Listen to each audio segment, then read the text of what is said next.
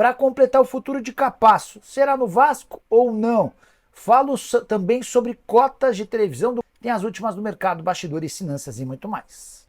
Fala aí pessoal, sou Jorge Nicola, bem-vindos a mais um vídeo do canal. Sempre bom ter vocês por aqui, sem perder tempo, só pedir para deixar like, se inscrever no canal e ativar as notificações. Bora começar esse vídeo com aquele tradicional giro de notícias. Bora falar agora sobre as finanças do Vasco.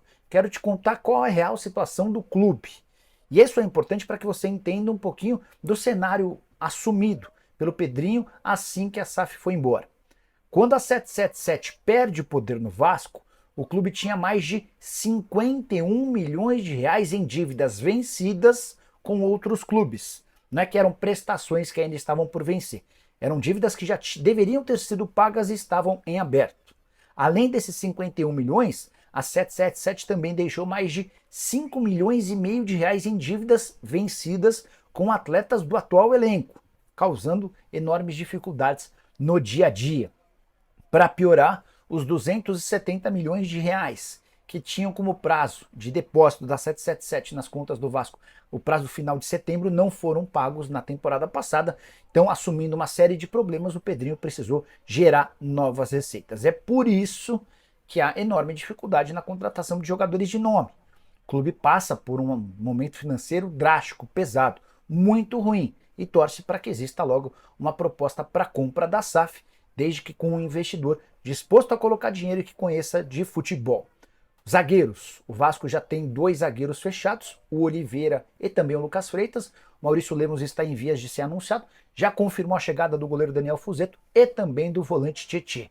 A grande dificuldade é buscar um atacante de lado de campo. Várias alternativas já foram discutidas, como Coelho, Brian Rodrigues, Vitor Sá e Gabriel Veron. Não houve avanços até aqui por conta das questões financeiras. Cotas a que terão direito os clubes na competição estadual não são boas, mesmo após um reajuste pouco superior a 10%. Atlético e Cruzeiro terão direito cada um a 8 milhões de reais. Só a título de comparação, os 2 clubes que menos vão receber de cota de televisão no Paulistão, o Noroeste e o Velo Clube, terão direito a 8 milhões e 800 mil reais.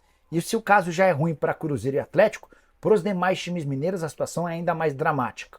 O América vai receber na casa dos 3 milhões de reais. Os demais times que integram a elite do futebol mineiro ficarão com 660 mil reais cada como cota de participação.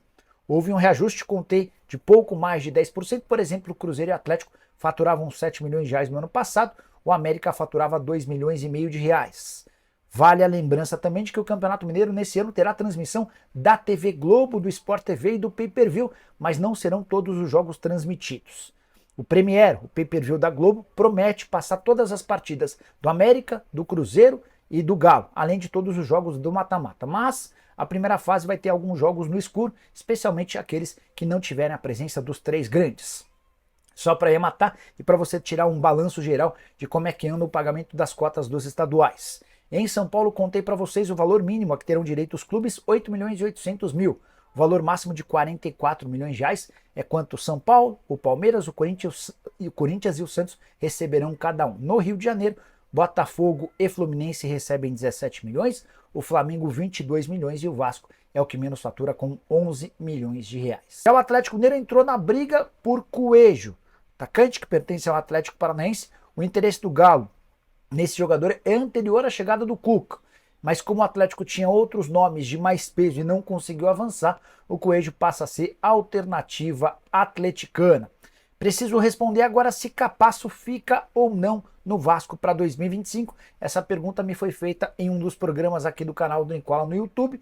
Repassei por uma fonte importante no Vasco e ouvi a seguinte resposta, abre aspas: nossa ideia e a do agente do jogador é buscar uma proposta para que ele seja vendido para o Vasco porque ganhamos algum valor e para o atleta porque ele troca 1 ano de contrato no Vasco por 2 ou 3 em um novo clube, fecha aspas. Só para relembrar, o Capasso havia sido comprado pelo Vasco junto ao Atlético Tucumã em 2023 por 1,5 milhão de dólares, valor referente a 50% dos direitos econômicos. É exatamente essa a pedida do Vasco para que o negócio saia agora. No ano de 2024, o Capasso esteve emprestado ao Olímpia. Existia a impressão de que o Olímpia compraria o atleta, mas na última hora o time paraguaio desistiu da operação. Jogador que desde que foi comprado pelo Vasco, disputou apenas 16 partidas com 2 gols marcados. Se o Vasco não conseguir negociá-lo, aí o Capasso pode ficar à disposição do técnico Fábio Carille. Por falar em ficar à disposição, nesse sábado o Maurício Lemos desembarcou no Rio de Janeiro, novo reforço Cruz Maltino. Ele rescindiu o contrato com o Galo e explicou o porquê da dificuldade em fechar com o Cruz Maltino. Ele já havia recebido uma proposta na metade do ano passado. Estou muito motivado depois de ficar 6 meses sem jogar. Achei que na oportunidade, se eu ficasse no Galo, poderia ter mais minutos, o que não aconteceu. Agora, com a nova proposta, não tive nem que pensar muito, fecha aspas, disse o zagueiro uruguaio Lemos, que chega para ser titular absoluto do Vasco na atual temporada. Murilo do Palmeiras no Vasco, Wanderson também, vamos lá. O Richardson, essa foi uma das maluquices que eu li nos últimos dias. Nada contra quem publicou, nem sei quem publicou, mas o Murilo é titular ao lado do Gustavo Gomes, e com a saída iminente do Vitor Reis vai se tornar ainda mais importante dentro do elenco do Palmeiras. Salário alto, certamente o Palmeiras ia exigir um caminhão de dinheiro. Esse foi o nome mais maluco que apareceu entre as possibilidades de reforço para a zaga do Vasco, e foram várias as tentativas, né? O Vasco falou com o Balbuena, o Vasco tentou o Samir, o Vasco conversou com o Maurício Lemos e ainda não conseguiu anunciá-lo.